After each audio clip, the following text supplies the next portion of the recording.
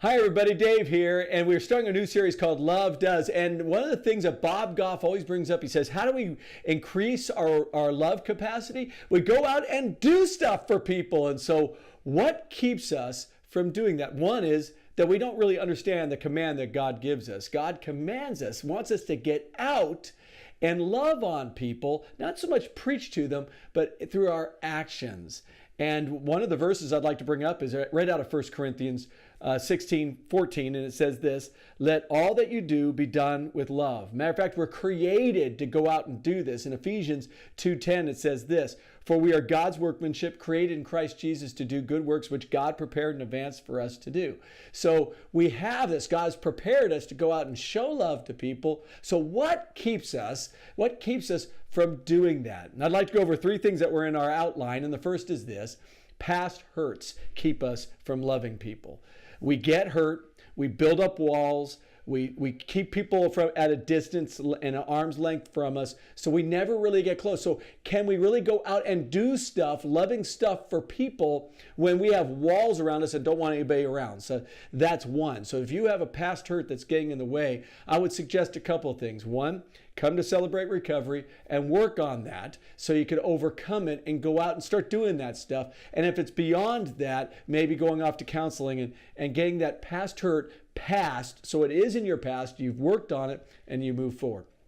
The second one is basically perceived fears. So those are the fears that we have of what someone what would they think of us if we're going out and doing this wonderful, these wonderful acts. What would they think of me if I go do that?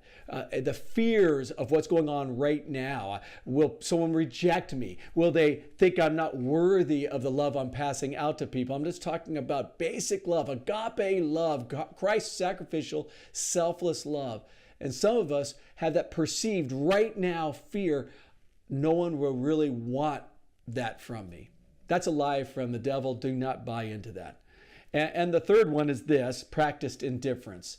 The third one is practiced indifference. What do I mean by that? We could practice not loving people. We could just not care.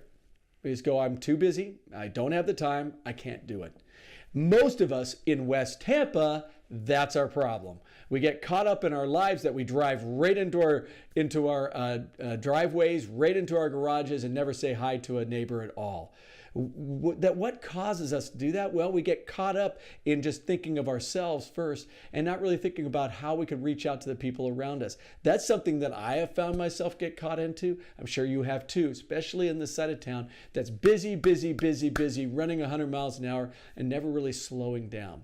So before we get going in this week's study, and as we look through this throughout the week, love does go out and do something for somebody.